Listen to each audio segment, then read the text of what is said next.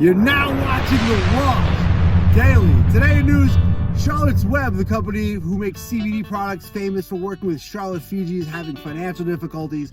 The founders last week said, we got to get this board of directors out of here.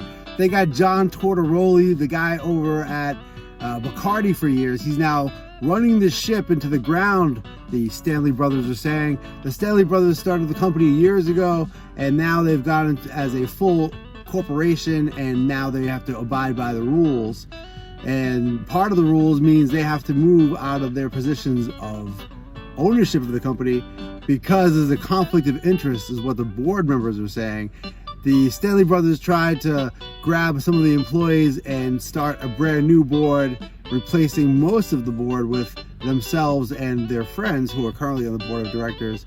But the new company seems determined to drive the company into the ground, recently signing a very bad deal with the Chicago Cubs, where they now get a significant portion of CBD purchases from Charlotte's Web. Also in news, media platform Meta launches an app called Threads, and Threads is trying to compete with Twitter. It's recently come out that when users on Threads are searching for marijuana, they're redirected toward a drug treatment facility. And that's not the case when those users are looking for alcohol or tobacco. There is some differentiation, it seems, between the terms marijuana and cannabis, and that maybe as hemp has become legal and hemp is a derivative of cannabis, whereas marijuana seems to be a word specifically reserved for when folks are using the illicit substance cannabis according to federal drug scheduling.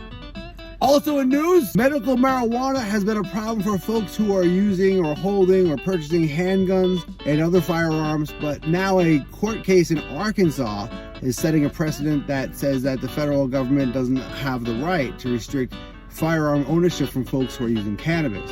When the medical cannabis program started back in 2014 in Arkansas, one of the provisions of the bill was that it cannot be used against people who are going to have medical marijuana legally against any of their rights, that they couldn't have their rights infringed upon, that the police couldn't use their medical marijuana card as a reason to not issue them a firearm.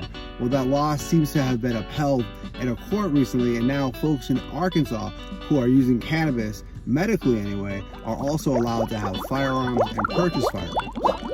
Thanks for watching The Wash Daily.